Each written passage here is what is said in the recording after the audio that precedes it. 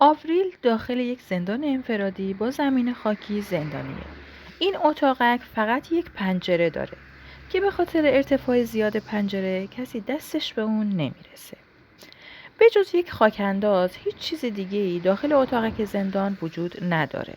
فضای داخل زندان خیلی گرم و خشکه و آوریل نمیتونه در مدت زمان کم به آب و غذا دست پیدا کنه. فقط 2 روز برای فرار از زندان وقت داره، وگرنه از گرسنگی و تشنگی میمیره. کندن تونل هم راه حل مناسبی برای فرار از زندان نیست، چون این کار بیشتر از 2 روز زمان نیاز داره. به نظر شما اون چجوری از زندان فرار کنه؟ جواباتون رو برای من کامنت کنید. اگر معما یا داستان ترسناک از خودتون دارید برای من بفرستید تا در همین کانال به اشتراک بگذارم. ممنونم.